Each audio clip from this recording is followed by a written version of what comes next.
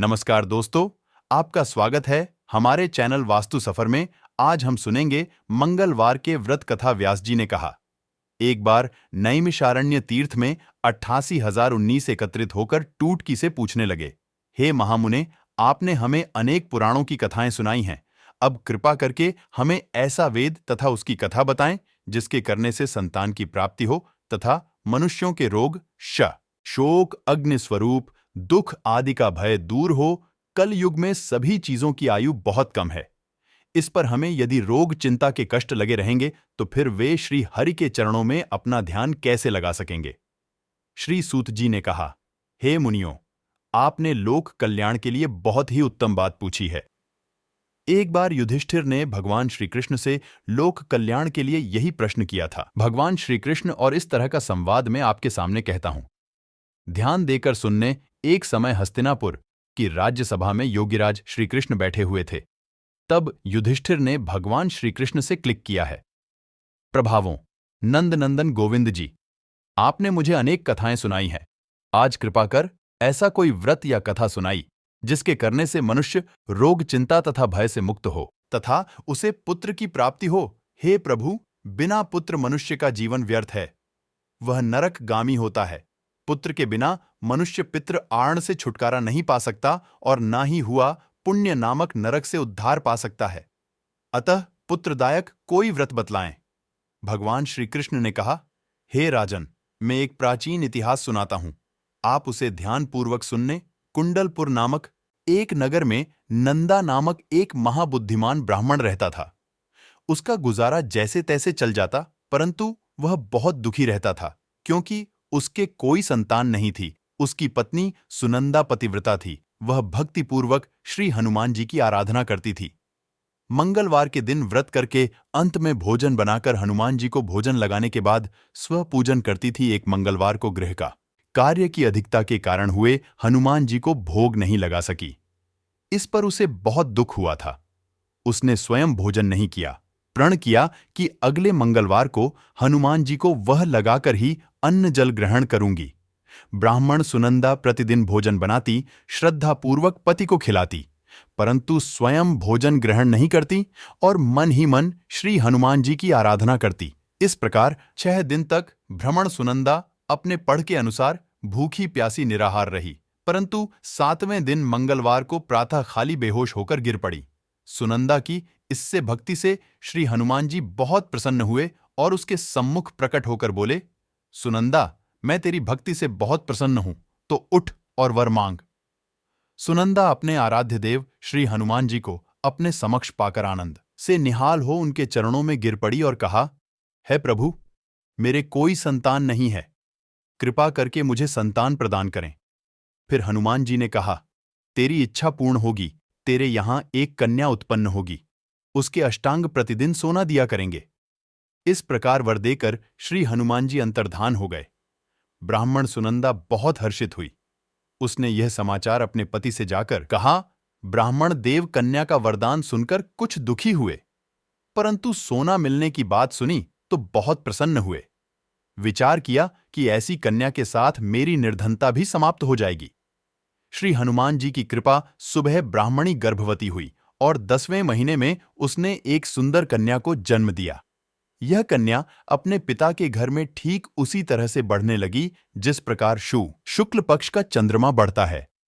10वें दिन ब्राह्मण ने उस बालिका का नामकरण संस्कार कराया।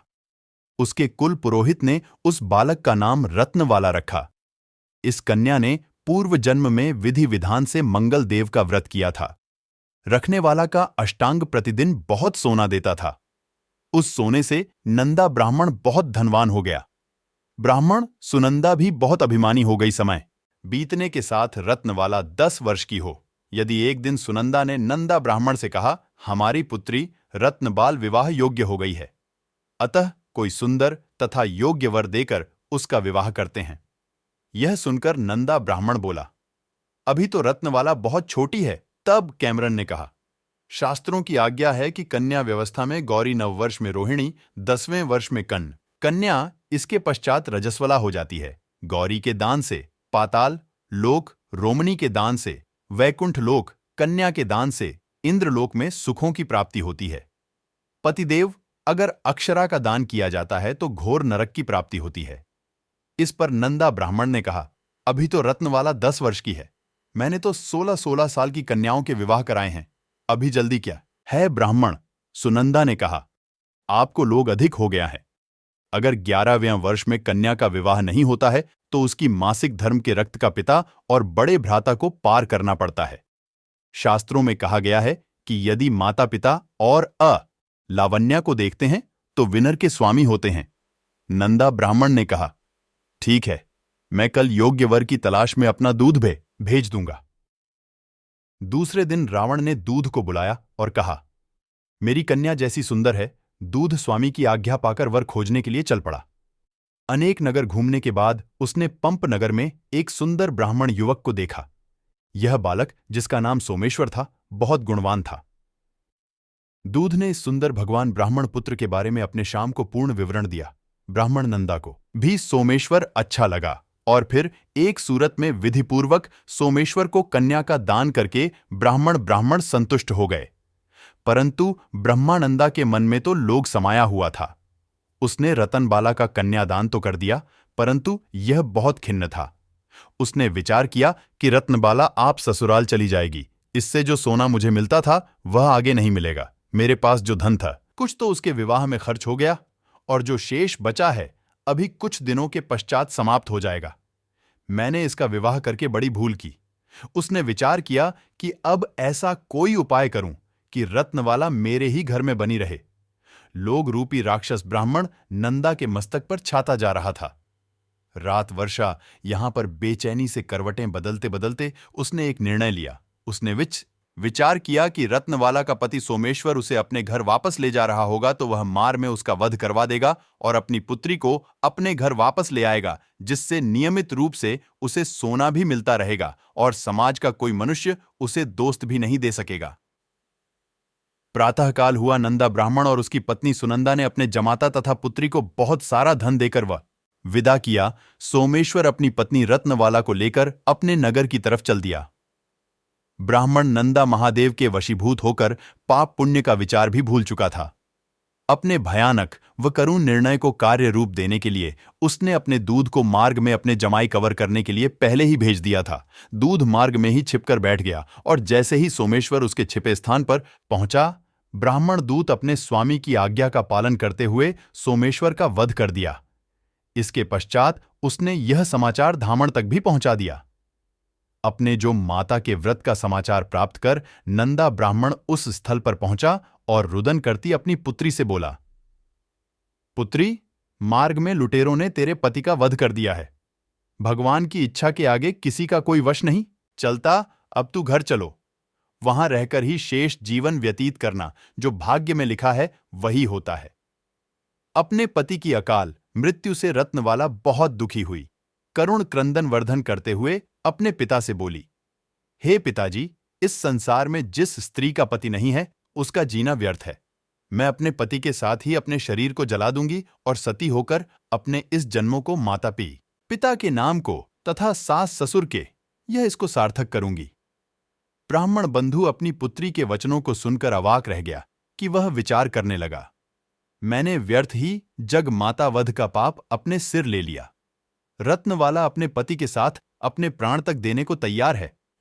मेरा तो दोनों तरफ से मर्डर हो गया। धन तो अब मिलेगा नहीं। जमाई वध के पाप के फलस्वरूप यातना भी भुगतनी पड़ेगी। यह सब सोचकर वह बहुत दुखी हुआ। सोमेश्वर की चिता रचाई गई। रत्नबाला सती होने की इच्छा से अपने पति का सिर अपनी गोद में रखकर चिता में बैठ गई। जैसे ही सोमेश्वर की चिता में आग लगाई गई, वैसे ही प्रसन्न होकर मंगलदेव वहां प्रकट हुए और बोले, हे रत्नवाला, मैं तेरी प्रतिभक्ति से बहुत प्रसन्न हूं, तो वर मांगो। रत्नमाला ने अपने पति का जीवन दान मांगा। मंगलदेव बोले, रतनबाला, तेरा पति अजर अमर है, वह बड़ा विद्वान भी होगा। इसके अतिरिक्त तेरी जो इच्छा हो वह वर्मा व्रत वाला ने कहा है। ग्रहों के स्वामी, यदि आप मुझ पर प्रसन्न हैं तो मुझे यह वरदान दीजिए कि जो भी मनुष्य मंगलवार के दिन प्रातःकाल लाल पुष्प लाल चंदन से पूजा करके आपका स्मरण करें, उसे रोग व्याधि ना आज, स्वजनों से कभी वियोग ना हो, सर्पअग्नि तथा शत्रुओं का भय न रहे। जो स्त्री मंगलवार का व्रत करें वह कभी विधवा ना हो। मंगल देव तथास्तु कहकर अंतर्धान हो गए। मंगल देव की कृपा से सोमेश्वर जीवित हो उठा। रत्नवाला अपने पति को पुनः प्राप्त कर बहुत प्रसन्न हुई। सोमेश्वर अपनी पत्नी को लेकर अपने नगर को चला गया। इसके बाद से दोनों पति पत्नी मंगल देव का व्रत प्रत्येक मंगलवार को करने लगे और मंगल देव की कृपा से इस लोक का सुख ऐश्वर्य भोग कर अंत में स्वर्ग लोक को गए। तो दोस्तों, यह थी हमारी छोटी सी कथा। आपको कैसी लगी कमेंट करके जरूर बताइएगा। पसंद आई हो तो लाइक करना, ज्यादा से ज्यादा शेयर करना और कमेंट में जय बजरंगबली, जय हनुमान, जय मंगल देव अवश्य लिखना और हमारे चैनल वास्तु सफर को सब्सक्राइब जरूर करना। दोस्तों, वीडियो के अंत तक बने रहने के लिए धन्यवाद।